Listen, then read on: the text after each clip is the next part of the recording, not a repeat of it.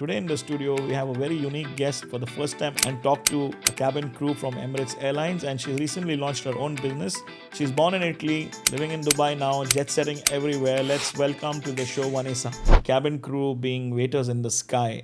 What's your take on that? I was shocked because even friends of mine, when I told them I am Emirates cabin crew, they said, "Oh, you're just a waiter. So you're doing the same job that someone is doing at the restaurant, but 35,000 feet."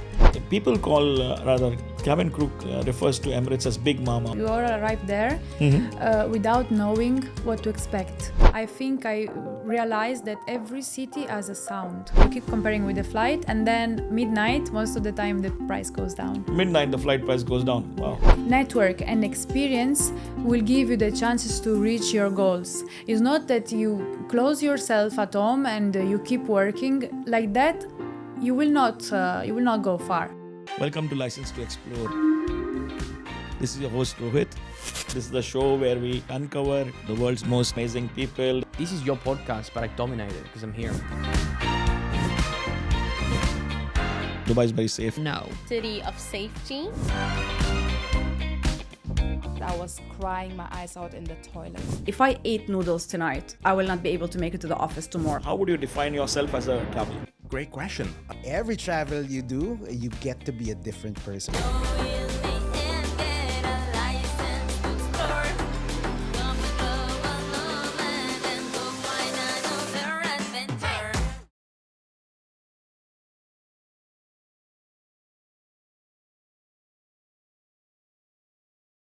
Welcome to License to Explore with Rohit. This is a show where we explore journeys of our amazing guests. And today in the studio, we have a very unique guest. For the first time ever, we are going to interview and talk to a cabin crew from Emirates Airlines. And she's recently launched her own business. She's born in Italy, living in Dubai now, jet setting everywhere. Let's welcome to the show Vanessa. Thank you so much for having me here.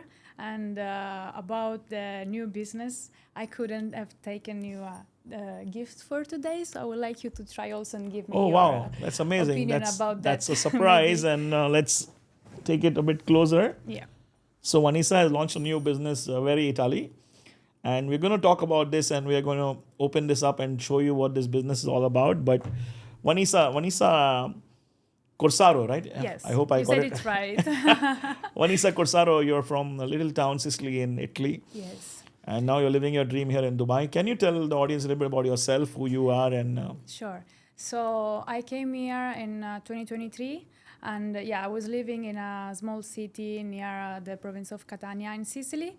And taking that flight literally took me to another kind of lifestyle that I never imagined I could have done it, honestly. And Emirates changed my life. And I'm happy to say that maybe I will convince somebody else to, take this journey.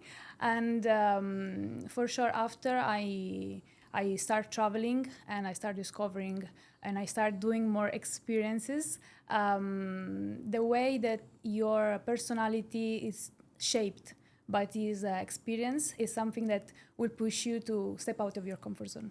amazing. So Vanessa, you're a cabin crew with Emirates, and that's a great job to have. And you're actually the first cabin crew in our show. And, No way. And especially that you're from Emirates, which is an airline closer to my heart because I've been traveling Emirates for almost 20 plus years. Hopefully the first one of a long series.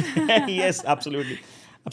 So Vanessa, I want to ask you before we actually open up your files and dig into your travel stories, we want to ask you, the first thing is, when did the travel bug actually bite you, even before Emirates started for you in your life? When was it? How old were you? When did you start traveling? What was that experience? Can you tell us a little bit about that? Sure. So this one, I remember, was the first question that they asked me during the interview in Emirates. Oh, wow, Yeah, really? so it took me back to that date. And I was thinking, for sure, I started traveling with my parents when I was 4-year-old. But as we all know, when we are still a baby, we don't remember everything. But I remember the cruise that we did with my family, and we went to Tunisia. I remember like a few stuff about the city. And then the first trip that I remember with my family, that's something that pushed me to start traveling and exploring more. And luckily, I've been traveling a lot thanks to my family, was Paris. So Wow. my first trip was in Paris, the first one that I remember at least, because my parents decided to start traveling when I was still really young. Was in Paris and I was a 10-year-old. Wow. Yeah, and even there, I remember like some few experience, but everything it was like new, like discovering a new world. Even if it's like you take a plane and you go there for a child of 10-year-old, it was something out of the world. Right. And I remember all the experiences about the Tour Eiffel. Then maybe if we have time, we will also Sure, talk sure. about We'll that. try to explore your files, but you were just 10 years old and you went to Paris, which Yeah. is a very beautiful and a romantic Yeah. place, and that's so amazing. So tell me, now everyone is having a travel persona, right? So some people are luxury travelers, some people are budget travelers, some people are a mix of both, some people are adventure seekers, some people are looking for specific things when they travel. So do you know your travel persona? What kind of a travel personality are you? Honestly, I am. I have a personality that is something that cannot be recognized on only one persona. So I think that for sure I can tell you that I'm not a explorer. Like I wake up in the morning and I don't know where to go. I need to plan. If I go to a new city to explore, I need to plan. So I cannot just follow the flow. Sometimes it's okay when you want to relax and maybe you will end up in a destination that you already visited. But when it's the first time, you need to go there and know what you're going to see. Wow. So I understand from what I have been watching your content as well on your social media handles that you are a good planner. You write things down, you pen things With down, you Emirates, we plan. have to because we have 24 hours. So we have to plan. And from the moment the plane land, I'm already thinking, okay, what I'm going to order, if I will sleep or not, and if I will go out straight away after we reach the hotel, because everything depends on the timing of Right. that we have. So I have this ritual question which I ask everybody. I don't know if this really applies for you, but I'm still going to ask you. Okay. So just imagine for a moment you're not with the Emirates Airlines or you're not a cabin crew. And if I gave you a first class ticket, no questions asked, where would you go and why? Okay. This is difficult. This is really difficult because I have the chances every day to go wherever I Yeah, want. I know. It's a very tough question for you, right? But I think everything depends on the mood that you're having right now. So I would have to answer. If we can do a trip like Yeah, stopover. sure. Yeah, why not? Why not? First of all, Seychelles, because I think it's something unmatched. Like it's completely different from other destination, and then you have the chance to see something like close to paradise, and you will stop and detach from everything and everyone around you. And then the second stop we're gonna be Singapore, because I see Singapore really similar to Dubai for certain aspect. It really pushes me to go out of my comfort zone, and I know that there's a lot of opportunities there for sure. Like after Right. Dubai, we're gonna land there. Absolutely. So let's talk about your journey and your travel files. Let's open your travel files. So, growing up in Sicily, what was your relationship with travel before joining Emirates? I know you spoke about you traveling as a 10-year-old to Paris, but as you grew up, before Which other experience I was having like before joining Emirates. So luckily my family is really active, so they love to travel, and when they were having some holiday from work, they were taking us out. Like I am the third one of 3 child, so we were all going on vacation, and we went in a lot of places. But the thing that I liked most is when I'm sorry to say that, but when my brother and my sister left because they start traveling on their own, and they start working outside of abroad. Right. My family, my mom and my dad start traveling just with me. So basically I was the translator of the family. So that gives me the opportunity to travel a lot and not to have any stop, because basically they were like choosing the destination and they weren't even thinking okay, but how we will move, what we will do, because there was me You going have the planner there. there. Yes, exactly. The plan maker. Yeah, but I was enjoying, honestly. Right. So, can you take us through this journey from working 2 jobs in Sicily to becoming an Emirates cabin crew in 2023? What was that journey like? So I think in everyone's life you have to have a little of spark. you have to have something going on your mind, you know, Right. because I think this is the most satisfying part of the journey called life. So basically, when I finished with my high school, I started journey with the university, and I was thinking, okay, now I need to find a job. I cannot keep asking my parents, so what should I do? And I started working in two different showroom about fashion. Basically, I was like the model there. I was just wearing the clothes, but it was a nice job. I loved that job. That was allowing me, you know, just to maintain myself, not to ask much to my parents, but still wasn't enough, you know, to take the baggage and say, okay, tomorrow I will travel, I will go alone. So two jobs, and in the meanwhile, I was still studying. I was still in first and second year of university, and then COVID happened. So this is something that pushed me to try to find something else. And I mean, I really believe in law of attraction. And I remember the 11th November of 2022, I was writing down a list of things that I was expecting for the next year. So from there, I was like, of course, I cannot keep doing two jobs. Yeah, it's super something that gives you satisfaction, something that keeps you busy, but it's tiring, especially when you're still doing university.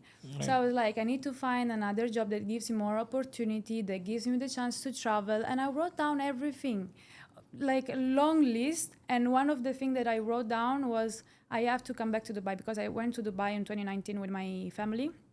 And I felt home. There's some places where you feel home already. Yeah.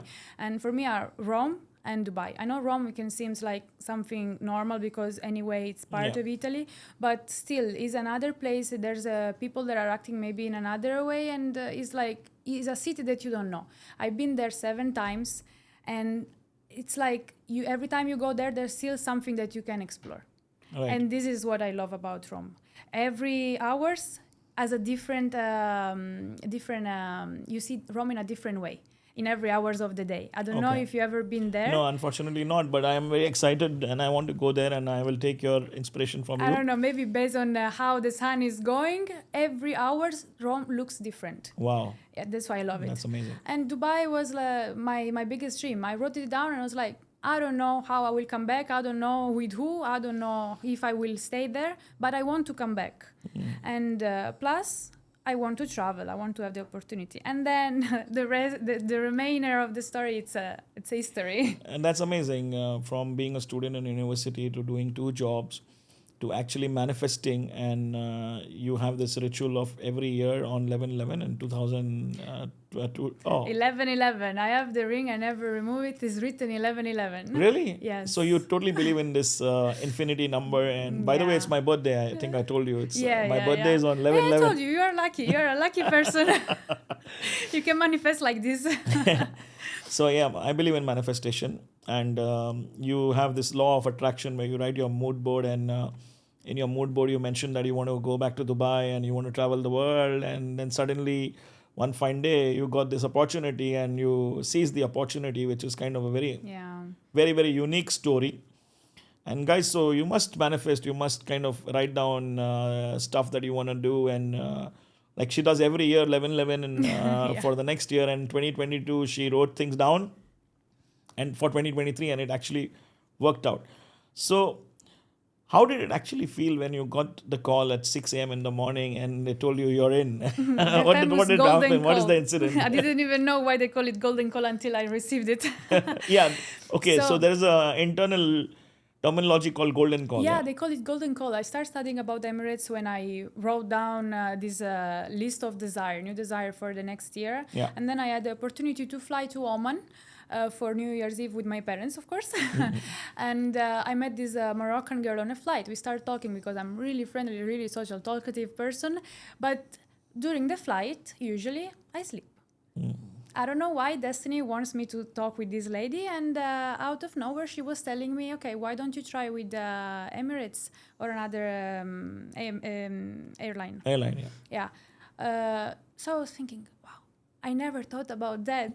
So once I landed, we were having 2 weeks in Oman. Once I landed, I was like, okay, in Oman, I can for sure come back, but this is an opportunity that I cannot miss.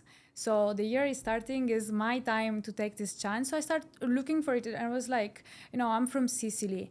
do you think Emirates will have interview in Sicily?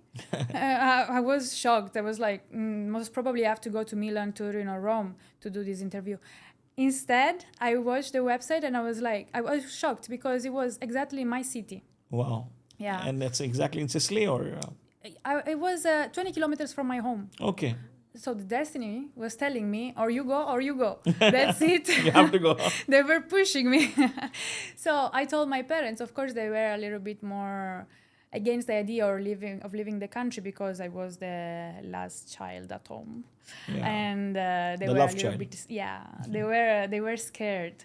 Also because I am the youngest, but I told them, I need to go. This is my journey. This is what I want to do. If you want to come with me, good. If you don't want to come, I'll take the train and I'll go.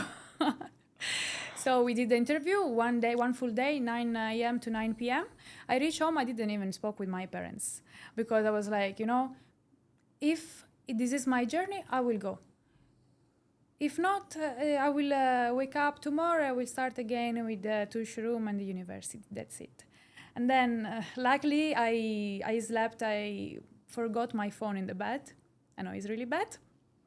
And 6 in the morning, something started ringing, and I was like, okay, what is it? I saw Dubai. No, Emirates. Emirates is like United Dubai. United Arab Emirates, yeah. And I was like, what is this number? Should I reply hi, ciao, in Italian or what? Because basically they were really strict about talking in other language during the interview. They want you to speak in English. And my level of English was in this one. I wasn't able to speak in English, honestly. So if you're thinking to apply for Emirates, you can apply. They are just watching at your personality. They are looking at your personality, your behavior, not the way you speak English. So I reply, and this girl started talking so fast, and I was like, oh my God. I don't know what I did because I don't remember what they were saying, and I was like, okay, send me a mail because I need to read slowly what you're saying because I cannot understand, basically. And then I went to the kitchen. I remember like it was yesterday. My parents were seated there taking their coffee, like in a very Italian way with the news. And I told them, Emirates called. I need to go in 2 days because usually they ask you how many days you want, how many weeks. And there's people who take their time because, let's say bye to all the family, to the friends. Take their own sweet time. Exactly. And I thought, okay, I know my parents. For sure, if I will take even 1 week, they will not let me go. So I told my mom, okay, you find 2 luggages. And I told my dad, you go to the doctor. I need all these checks. Yes. Wow.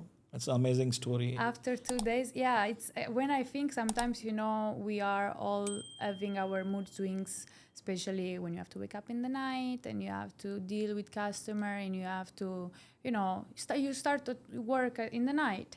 And sometimes you are a little bit grumpy, but then I think the first day, what was going through your mind? You were the luckiest person in the world. I was so happy. I was like, okay, 2 days. I don't care what I will put inside of the luggage. I just need to go. Wow, that's amazing. Imagine getting a call at 6 a.m. and now we know it's called the golden call. Yeah. And, taking the quick decision, taking the leap of faith and exactly. deciding to leave in 2 days because maybe you take more time and think the opportunity might still not exist because they will find other people willing to join faster. So you did the right thing and you really, managed to nail this through based on your manifestation. So tell me, I've heard this statement, cabin crew refers to Emirates as Big Mama. What does that really mean? Because we all arrived there. I think this is the main reason. We all arrived there without knowing what to expect. But the structure of the company is amazing. Even if it can seem strict at the beginning, it's like a military school for me. Like they really give you all the skills, all the instrument to do your best, to develop your own skill. They shape your personality in a good way, even if sometimes it can seem strict. Because at the beginning I was like, there's no way I can do this kind of shift. I was waking up at 4 in the night. I was taking the bus at 5. At 6, we were already in training college. At 7, the lesson were starting. And we were coming back at 6 in the afternoon. And then you have to decide, should I cook? Should I sleep? Should I do the homework? So I think Big Mama, because most of us, the limit age is like you have to start working for Emirates from 21. I don't know if they changed the requirements from the website, but when I applied, it was from 21. And so you are in a period of your life that you still don't know what you're going to do. Yeah. Most of the people there, I was looking at them and they were lost. Lost. Why? Because most of the people see what's going on the social. So Emirates, working for Emirates, you are traveling, you are going in a fancy place, you are always dressed up and with a full makeup. No. Nobody never told me about these 2 months of training. But still, I think it is based on how you embody these changes in your life. Yeah. Because if you don't have the mentality, you will gonna be lost in all these, in these 2 months. Right. So your training was for 2 months, right? Yeah. So what was the most surprising or challenging part of your 2-month intensive training program? First of all, the language for me, because the first week we had this big book to study, and I wasn't able to understand what they were saying. But The still, English part, if you put it in your mind, it's already done. I keep saying, So this one the first, and second, the contact with the people, because we are in a multicultural environment. Yeah. Everyone from different country, so everyone is looking at each other like in a weird way. I don't know if I can act in this way with the person in front of me. And I remember, like, after the first 2 weeks, I'm a really friendly person, so I was in my class with all my batchmates, and I was talking with this lady, and like to greet them like we do in Italy, I went there to kiss them. Yeah. Side by side, right? And this girl just pushed me away. She was some Arabic lady or? No, she was from Liverpool. Oh, the British girl. Yeah. Oh, wow, that's strange. Maybe because Maybe she's we are more all conservative new. or not so liberal. It happened with people from Liverpool. It happened from usually Arab ladies. But I know, so I try to take time. But basically, it's like if I'm giving you the green light, if I see the green light from you, I will greet you like this, And something that I really learned during these 3 years is not using my hand much. Now I'm having the table, luckily. But even during but Italians, they are very expressive. They use their hands a lot, right? Yeah. Is that true, or am I just imagining something? I'm trying to avoid. Look, there's a microphone in front of me. There's a table. That's it. I don't want to move more.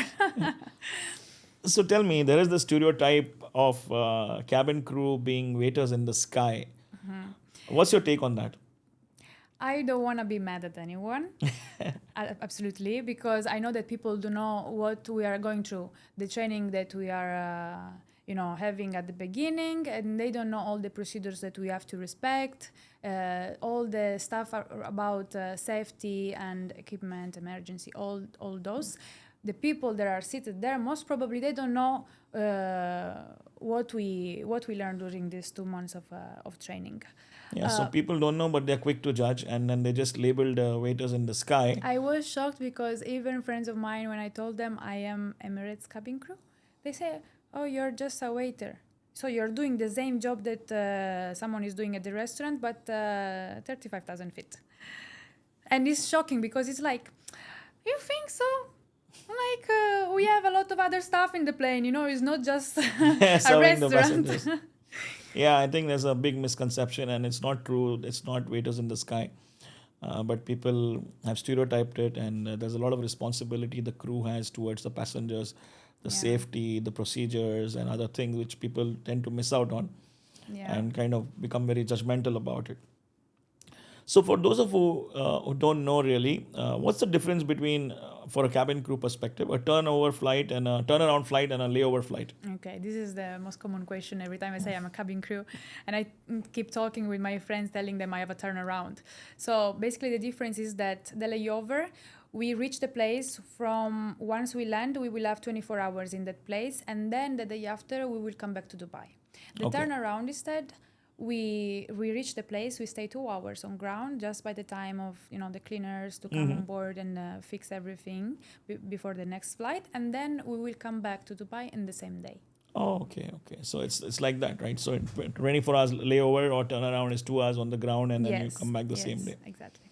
Great. So which flight routes are the most physically or mentally challenging for you? The long flight for me are the most challenging thing. I can wake up at 3 in the night, but it's really hard for me to do the long flight because we sleep on board. It's something I don't know if people knows, but Yeah, we I have sleep seen on board. in especially in long haul flights that the cabin crew goes to the washroom and they change into pajamas and then they Yes. go into some area which I don't know where Yeah, that it's area like a is. magic trick. We disappear from the plane for a Yeah, couple of hours. Basically, we have some banks where we sleep, and for me, it's like you go to sleep there, and then you wake up, and you still have to do other services. So you are, surrounded by people. So waking up and you're not in your room, this is the most challenging thing for me. right. Yeah. I'm trying to overcome it. I don't know how, I don't know if I will do it, but basically it depends on the personality because I've been asking a lot of people, like since I joined Emirates, I've been asking everyone, especially the oldest crew member, will you get used to this? The long flight or the flight in the night, will you get used to? The answer is no. Point. So everything depends on your personality and your mentality because if you Right. don't put your mentality to it, most probably it will gonna be hard for you. Right. Yeah, I think your personality matters and how you take it and how you kind of, experiment or you kind of practice it, it makes a big difference, right? Then I have to say that it's also lucky for me that in these 3 years, almost every flight I had amazing crew. So even if you wake up in the banks, then you have, friends, people that you become friends with, and everything can go smoothly for the remainder of That's the flight. great. That's great. So tell me, how does passenger expectations differ between sectors like Europe and the Middle East and the US? Like, how is the expectation difference in each of the sectors? So this is something that most probably people who are sitting in front of us will never think that we have this conversation before the flight, because we do a briefing before every flight with the rest of the crew, and we try to analyze what is our customer profile. So we know, for example, that in US most of the time there's a lot of Indian family, Yeah. a lot of elderly people. They're coming to visit the family that is in US. And instead, for example, of the Middle East, we know that most of the people on the flight, they are businessmen. So they come, they don't have luggage, they just have a little bag, they don't want to be bothered. So yeah, every flight it changed. The most difficult, I think, is Europe, because on the way from Dubai to Europe, for them is like the end of the trip. So they are sad, and you have to, make the last impression to make them happy. And on the way to Dubai, it's completely different customer profile because they are going to vacation. So they are ready to enjoy. Even during the flight, they want to start their vacation there. So this is what most of the time our seniors keep telling us. They are on vacation. You have to let them experience this vacation. You have to offer whatever we have on board. So this is the Amazing. basic, yeah.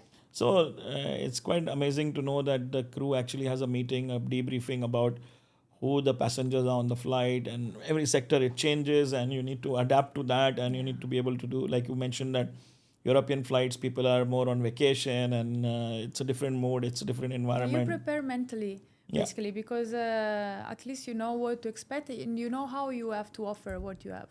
Yeah, amazing. That's really cool to know. So you've flown to many destinations: USA, Australia, New Zealand, Morocco.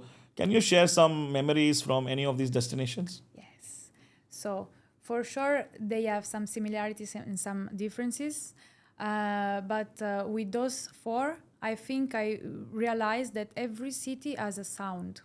For me, it's like Every this. city has a sound. Yes. Wow, that's something amazing. I realized that when I came back to Morocco. I've been there, I think, 3 times. Casablanca? We fly to Casablanca, but I did the crazy thing of taking the train, do 3 hours on a train to go back to Marrakesh. Wow, you did that. I know it's crazy. I know, because first of all, it's all my responsibility. If something happens, I cannot get back in time. I will be in trouble because I'm still, at work. Yeah. But I needed. You only have 24 hours. Yes, I needed. I don't know why. I don't know. Marrakesh was calling me because I went there with my parents at the. I don't remember. I think it was 2018. It was for the birthday of my mom, and we've been there for 2 weeks. And then I came back and I went to Essaouira, Ourika, Ouarzazate, and I love the city, even if it's something that most probably the influencer will not expect because on social you're just seeing the see the fancy big cities. part. Yeah, and even Casablanca is so much different from Marrakesh. Yeah, they're poles apart. Yeah, I discovered that the city has a sound. I enjoyed stay like in the terrace of my Riyadh that luckily was next to Plaza Jemal Fna.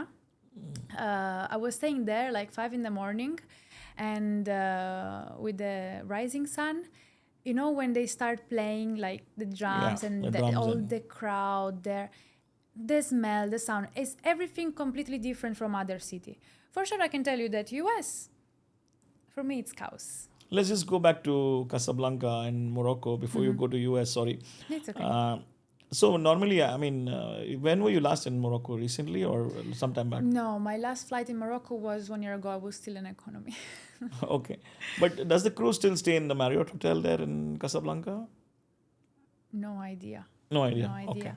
Okay. Honestly, if I have to go, I will go alone, like not with Emirates. No, I not mean, at when the work. crew goes, you have a crew hotel, right? Yeah. Because Just last because time I didn't was check. in I didn't check. Casablanca, like recently, 3 weeks ago, 4 weeks ago, I was in Casablanca. And the crew was staying in the same hotel where I was, which is the Marriott. This is the funny part. Hotel. You meet your customer at the hotel, Yeah. and they're like, So how "Did does I that see go? you?" Like, you know, when the crew is staying and there is a passenger was already on board on the flight and you came almost at the same time to the hotel. So have Yeah. you faced that type of situation ever? Yeah, I think there's two type of crew. The crew that keep being friendly even after she step after the out of the plane, and the crew that is really tired and is like, okay, now I can start being introverted again. I don't want to see. I don't You want want to sleep, you want to get rest, you want to Yes. pamper yourself, go to the spa, go to the swimming pool, Yeah, enjoy the food. exactly. So you don't have time to basically talk to your, Not most of us. Most of us like we don't entertain conversation if we meet someone outside because we're gonna be a really quick meeting. Most of the time we meet them like at the check-in or at the checkout. Depends if they're around. But for me, like just a simple hi or how are you? How was the stay? You know. yeah. So you were talking about USA. Please continue. About US, yes, it's a chaos for me. Most probably it's a different personality. I have different personality, so other people will love it. But I've been there already a couple of times. I've been to New York. I think that one is my favorite based on the destination that we have because the hotel is right in the city center. But every time I go out, I feel lost, honestly. Okay. I mean, Dubai can be crowded too. Yeah. You go to Dubai Mall, it's But crowded. you guys live in Times Square, so that is a very crowded area in Manhattan. Yeah. So it's too much people, Exactly. too many billboards and neon lights Yeah, and and what you hear, yeah, the sound. Yeah. honking, the sound of the street, Sound of the people city, yeah. talking each other, but it's really loud. It's not like in Morocco. They are loud, yeah, but it's more music. I Yeah. don't know how to explain. I don't know if I explain it right. No, I get you. I hear you, and I can relate to what you're saying, and it makes sense. Absolutely makes sense. So tell me, you spoke about this. Do safety instructions really matter, and what the real logic behind them is? Because we see Yes. that they ask us to wear the seat belt and put the window blinds up, and Sometimes they lie. They do? just pretend to fasten the seatbelt. Yeah, sometimes yes, but we are there for a reason. We're not there just to, deliver the experience or deliver the food. That one comes second in a second part. But the main one is the safety for Emirates, and they keep telling us. But even in the video demonstration, we say even there, safety come first. Yes, And safety comes first. Yes, of course. exactly. And even the video, they try through the years, they try to make something engaging for the customer, to let them watch, because it's important for the customer to know at least where is the emergency exit, where we're gonna be the light, if we're gonna be all dark around me, what's gonna happen if like we have an emergency landing, what can I take? What's in my seat? I think the customer will not even know what's in their seat. We have a life vest, we have something for emergency, because most of them, like, they think, oh, I travel a lot, I know these things. Yeah. I get this feeling too sometimes. Like, oh, why are they asking me to wear a seatbelt now? So you don't watch the video No, I demonstration? do. I mean, like, how many times I going to watch the video? Like, I watched it a million times now. Like, how many flights I've taken? Okay, I used to okay. be platinum at one time in 2013, but obviously it was hard to keep up. Right. So 1 year I was platinum. It was 2013 to 2014. But then, of course, I was traveling a lot earlier due to my work and my schedule. But of course, after COVID, things changed. But having said that, no, I understand what you're saying. But not everybody watches the safety videos most of the Yeah. times. But so what I'm trying to understand is the reasoning or logic behind it, right? I'm sure there is a reason, but it's not Yes. explained in the videos. No, it's not explained because people, I think, they will get bored of the explanation. So they right. go straight to the point. It's like, even the road, if you think, there's a limit for a reason. Maybe the way that road was built, maybe if you go at 60, nothing will happen. If you go at 100, something, you can have an accident. You know why? Basically just because of the structure of the road. Same is there. So they showed us, I know because they showed us, and it's something amazing. For me, it's not boring at all. If something will happen, if we will have like a rejected takeoff or an emergency landing or an impact, what's gonna happen to the seat, to the people around us, to the head track? So if you see that one, you will really understand why you need to fasten the seatbelt, and why, like, for example, in business class, you don't have to have any object in the stowage right in front of you. Because most of the people, they're like, okay, just they want to bother us. Take the pillow out, take the blankets out, take the bag out, because the stowage has to be empty.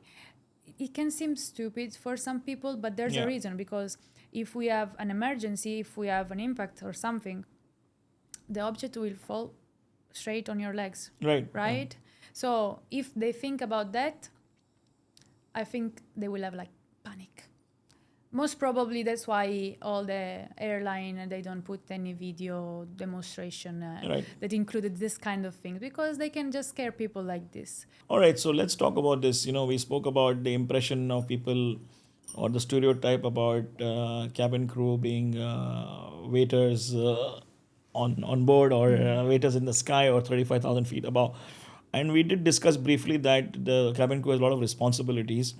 So what's the crew's actual role during emergencies? Have you ever had any medical emergency on board before? What happens if a pregnant lady passenger goes into labor during a flight, and situations like that? How do you... So, as I was saying, most probably the customer will not know what's behind, but the company has a really, really nice structure. And the way they train us, it's something that you cannot even imagine. Just for all those people that went through like me, you will see something amazing. It's like they are training you. Even if someone goes into labor during a flight, we know how to... And CPR as well, yeah? Yes, CPR. Or like, luckily, during my 3 years, I never had really bad medical emergency. I think it's important for the audience who's watching us and listening to us to understand a very important aspect. The cabin crew's first responsibility is safety on the flight, safety on board, and they're trained, highly trained, to deal with situations like a pregnant lady going into labor, the emergencies, if you have to give a CPR. Yes. Right. So, of course, their job is to look good and smile at you and be glamorous on the flight and serve you. But stereotyping them to be waiters in the sky is kind of completely something... which is not the right thing to do, right? So, can you share with us anyone behind the curtain Emirates moment passengers would never ever know about? Some secret? About Emirates that customer will never know about. Yeah. I think is the time before the boarding and the time after the boarding, because for the customer the flight starts when they board and finish when they disembark, but actually there's a long preparation before and after that nobody will ever see. If you're talking about some memories or something more funny, for sure the customer is a little bit less aware of the complicity of the crew when we are in the galley, because most of the time they keep seeing us working on two different sides of the aircraft. Maybe we don't even watch each other, and then we are in the galley and we are like best friend. So I think this is something that the customer is missing sometimes, especially in premium classes. Got it. Let's take a shift in the gear. And I'm going to talk to you about some expert travel tips and hacks, especially you being a cabin crew. So I know that for you it's a little bit different, but is there a travel hack that you know that you think nobody knows or most people don't know? Not that nobody knows, but most probably even this depends on your personality, because as I said, I like to be organized. I like to plan everything. And travel hack that really helps me during my trips, since they are really short, let's say, because in these 24 hours we have also to sleep. It's planning ahead and have a Google Maps, where even if offline will work, Google Maps, where you will pin all the places like the grocery, supermarket, the pharmacy, coffee shop, or all the places that you want to visit, or in case of an emergency, like what's around the area you're staying. Oh, that's very interesting. Yeah. I never heard anybody talk about this. Usually I do it because at the beginning, and still now, I don't use Mobimatter or any other service that gives you internet data when you are traveling in different countries, because I grew up with my dad that kept telling me, if you go straight on this street, you have to remember how to go back. So I know that for some people it's really hard to find the way back. But I grew up like this, and I really love to go and explore the city, and then you have to remember even which metro line I took to come back to the hotel. And that's a good tip. That's a good hack to be prepared with a Google Map and have all your pins dropped there, so you are well prepared and ready for any emergency and ready for any situation, as well as you can get the food you want, the cafes you want. Okay, we call this the flight code, but probably I don't know if you can share anything about this. You have any ideas or tips or hints for our guests who want to book cheap flights? Is there any? I'm working from the inside, so for me it works differently. However, when I was traveling without Emirates, I was used to compare, not with the comparing website that we have nowadays. You compare by yourself. You take a pen and paper and you write down how much with this airline, and you keep comparing with the flight. And then midnight, most of the time, the flight price goes down. Midnight, the flight price goes down. Wow, Yeah. that's very, very interesting. I don't know what about Emirates, because after I joined Emirates, I'm always flying with them. Yes. But before, I was using a different airline. So, okay, that's good. That's very interesting. It's a good strategy.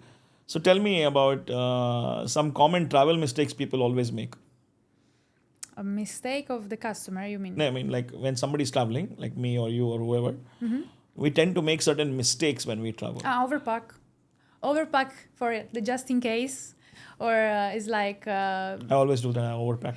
I could say it's hard for me because I'm a lady, but especially now that I'm traveling and I have to stay in a place for 24 hours, I need to pack well, even if I have 3 outfits, because it's hard. Like during the flight, then you put all this baggage up in the hat rack, and then you have the little bag and you don't know where to put it, because then there's the cabin crew that comes. It's like, oh no, you cannot stay there. You have to put it back in the hat rack too. So sometimes it's hard. Even in the airport, I don't know. Like you travel a lot of times, and if you don't travel light, we used to say in Italy light, it can be stressing sometimes. Yes, you're right. So now that brings me to a connected part, which is how do you pack your bags, or what do you have like a packing mantra or a packing strategy? Yes, my the suitcase, it's always full, it's always well packed, and I don't used to unpack like normal people, because I know that I will need the same stuff for the next flight. So I have something that will remain there. For example, all the mask, or for example, the slippers for the hotel, because sometimes they're there, sometimes they're not. But for the dresses, the intelligent part for me, the smart part is just put the outfit with the accessories, with the shoes, of course, in different package, and with the bags, all in a sealed bag. So you will end up with the luggage with like 4 plastic bag, like those plastic yeah. bag that are sealed. Correct, the sealed bag, yeah. Yeah, so like for these cafes, this restaurant, I want to wear this outfit. You take that one out of your luggage, but the rest remains intact. tidy. Yeah. So they are also packing cubes, Yeah. which you can use. Yeah, that's a great tip. And what about the jewelry dilemma? Do you carry a lot of jewelry when you travel, or you go minimalistic, or what do you do? I am really, really minimalistic. I wasn't using much jewelry even before joining Emirates, but for the important stuff like a gift from family, I never took them with me. And then I discovered that there's some company that basically they produce the same jewelry that you have. But with cheaper stone or material, for example, not diamond but zircon, and I think it's amazing because the look If you don't mind sharing the company name? I don't remember. Okay, I'm give it to me later sorry. on. When Okay, that's fine. That's fine. It's okay. just for my personal knowledge. Yeah. Okay. I will look for it because I was looking for all this silver with the stone. Great. And then I was like, oh, maybe I shouldn't take this one for the flight. And then I read and I was like, they don't do it with the diamonds, but with the zircon because if you will lose it during the trip, at least you don't feel that bad. So let's talk about your Dubai chapter. You've been living in Dubai for 2 years now. How do you spend your free time, free days? There's not the words free. And in my life, it doesn't exist free time. I used to say like this, but not in a bad way. Just because I love to keep myself busy. It's something that gives me a lot of satisfaction because sometimes I can be busy with, activities outside. I go to the gym, I do Pilates, yoga, I go ride a horse, I go by the beach, I go do stand-up paddle, the soup. And some other times I like to, just go to the park or near the Dubai Mall, the garden, just to do some meditation. So most of the time I'm busy. And now I'm a little bit more busy because of the new business. We're just going to come to this topic in a minute. Yeah. But tell me, so with your schedule, with all the flying and everything that you do, is it difficult to maintain friendships because you're not around so much?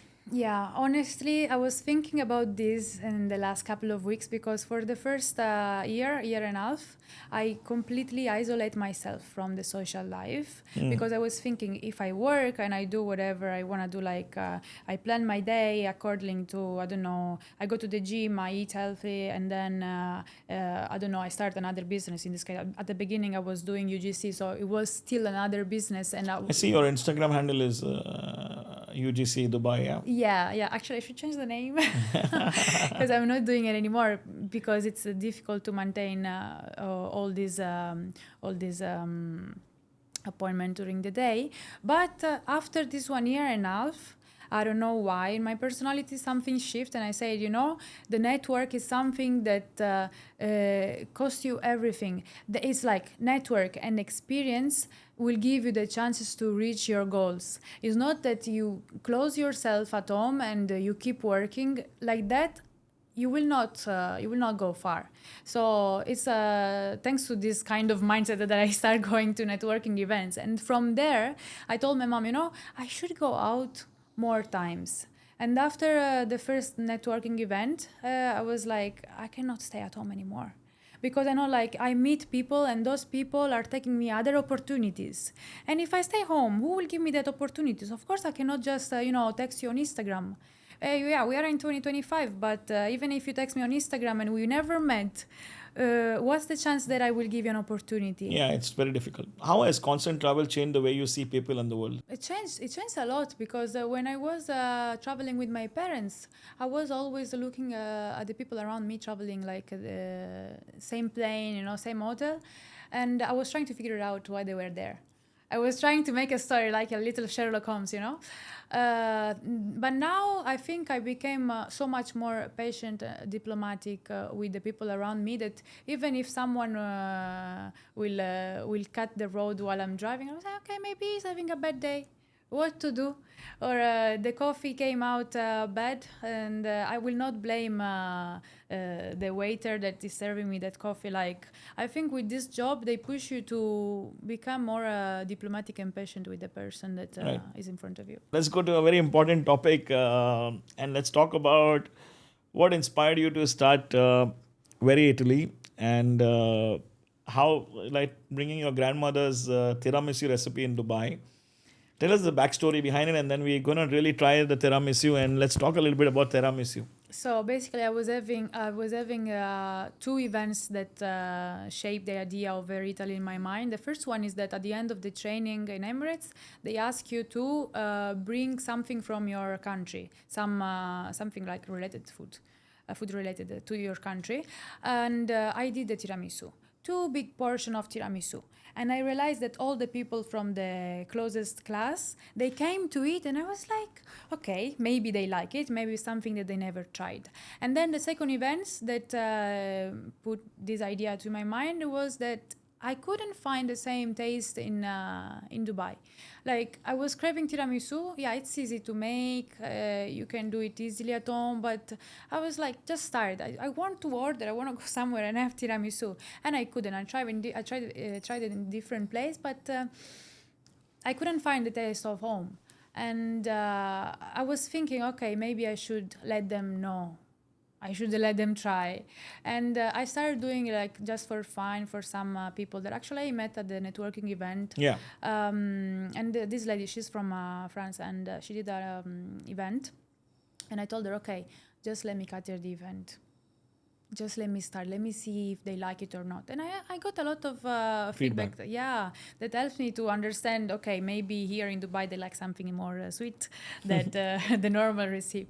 And then, yeah, why the grandma recipe? Because honestly, you can copy a recipe, but the tradition is different. I was thinking while I was cooking, even if I explain to someone how to do the tiramisu, will not come the same taste. You know why? Because there's a lot of details that the other person will never know about, like the temperature of the coffee, or for how many minutes you have to build up the eggs. And while I was doing, I was like, it seems easy, but you have to be really focused on what you're doing, because sometimes at the beginning, when I started doing it, at the beginning, the cream wasn't having the same taste of my grandma cream, or wasn't that hard like the one that you can use with the sakaposh to do some design on the cake. So I was like, okay, there's some problem here. So I called my mom and I was like, okay, go take the book of the grandma because even if you have maybe the recipe, but some stuff you cannot copy easily. That's amazing. So Vanessa has recently launched her own business, which is Very Italy. It's her grandmother's recipe, which is a very authentic tiramisu, and she's been very kind to bring us a box of tiramisu. And we've never done this in the show before, but I'm very compelled to do it. Let's do it together. Sure. Let's try our tiramisu and tell the audience, and we will also tell the people how to order it in. Right, so. Yeah, I want And your I'm a big fan of opinion. the tiramisu, so I would love to try your tiramisu. And I forgot, you tried it in Italy? You said no, Italy? I did not try it in Italy. Okay. I went briefly to Italy, but let's unbox this. Wow, there's 2 spoons inside, 2 golden spoons. And right here we have the tiramisu. Okay, but here in Dubai, have you ever tried? I have tried a lot in Dubai, and I keep trying as well. And I tried in Morocco. I think I like the ones in Morocco. Have you tried it in Morocco? No, never. Okay. But I found the Moroccan ones to be good, actually. It Like, was especially sweet. in some Italian restaurants, and I can give you the names. So next time you're there on a... Okay, at least they were Italian restaurant. Yeah, they were Italian restaurants. So Luigi is one of the restaurants which I tried, and it was very good. And then there is a few others. The Teatro del Papa. I'll give you the name. So if you ever go again, I need to go again tomorrow. please, let's do the honors. Ladies first. Thank you. Okay. Okay, so guys, when you have a tiramisu, you need to scoop it to the bottom. Yeah, so that you get all the layers. Yeah. So first impression. Wow, this is amazing. I don't want to praise you or brag about it, but what I like is the balance between the coffee, the cream, and it's not super sweet. Okay, because in the past I had tiramisu, which was very sweet in many places, Yeah. right? And the taste of coffee was missing. Yeah. That I'm going to take one more spoon if you Please, don't mind. Enjoy. And the layers that they have, it grows on you. Yeah, you- it keeps you like keep eating, keep eating. Yeah. And you know what? When I start doing it, I was targeting Arabs here, honestly, because I know that they used to eat a lot of sugary stuff. Yeah. But So, this one is not a sugar. I'm going to eat after we finish the show. Okay. But I do have a few more questions before we Sure. can wind up the show. So tell me, what makes your tiramisu authentically Italian compared to what's there out there in the market? First of all the details of my grandma recipe. And second, the thing that I'm using an Italian product. Most of the time, I know that people that are cooking like a restaurant or even just small business, when they start having a lot of order, they prefer to sacrifice the quality just to make it easier. For example, most of the time, they do the cream with the whipped cream. But Right, it will I've not noticed have, that, yeah. It will not have the same taste. So Italian ingredients and the details of my grandma recipe. And Italian hands. Yes, of course. Made with love. I didn't say it was like, this sounds to be Made with already Italian love. heard it. Yeah, of course. Awesome, that's great. I think you're doing really well, and I'm really going to wish you a lot of success in your tiramisu business. Thank you. And we will, in the description, tell people how to order the tiramisu so you can get a lot of tiramisu orders. Before we go to the next segment, I have a couple of questions. So tell me, is there really any dark side of being a cabin crew? Have you faced anything like that? Or I think just the sleep. If you don't know how to manage, it can be tricky. But even on that, the Big Mama give us a lot of suggestion. We have a lot of learning, like where they explain us how many hours we should sleep before and after the flight, and when to take coffee and when not to. I didn't know, for example, that you can take coffee straight before a nap for 30 minutes, not more, because then you will feel more energized. That's like coffee before going to sleep. That for me sounds weird. Right. So even if you stop flying, will travel always be a big part of your life? Yes, of course. Without the travel experience, you cannot keep growing. And I don't know who say that, but if you don't change anything, nothing will change. So at Great. least you have So to we're keep going to go into a rapid fire round now. Okay. Okay, it's going to be fast and quick, and I think you being the crew that you are, you're going to get me some very quick answers, right? Okay. So choose one, window seat or aisle seat? A window. Okay. Even if I have to Luxury ask. hotel or cozy boutique stay? Cozy boutique stay. Adventure trip or relaxing getaway? A relaxing getaway. Solo travel or group travel? Solo travel. Sunrise flights or red-eye overnight flights? Sunrise flight. Planned itinerary or spontaneous trips? Planned. Always. Mountains or beaches? Beaches. Big city or off-the-grid escape? A big city. Backpack or suitcase? Suitcase. Five-star restaurant or street food? Street food you have to experience. Okay, would you rather be stuck at the airport for 24 hours or lose your luggage for a week? Stuck at the airport for 24 hours. Only visit tropical beaches or snowy mountains for the rest of your life? Always the beaches. Travel for free but never choose the destination like you do right now, or always pay full price but pick where you go? I think this question doesn't apply to you because you already are doing what you're doing. Yeah. Never use a map again or never speak the local language. Not the map. I can still try to make them understand what I want. Visit only places you have been to before or never visit the same place twice. Visit the same place you've been before. Okay. The one and only. Yeah. The one destination everyone should visit before they die. Sicily? Oh, wow. I don't know why. I mean, I cannot say just because I'm from there, but they should visit. I think I want to do They that too. should. The one travel experience that changed your life. I guess it's Dubai or something else. Morocco is the first one that I did when I was Morocco, yeah. completely I love alone. Morocco. The one country that still surprises you every time. Singapore. The one thing you always buy as a souvenir when you travel. Something typical from the place, not a magnet, something that they used to use there. The one thing you always forget to pack. It's hard because I usually pack really well.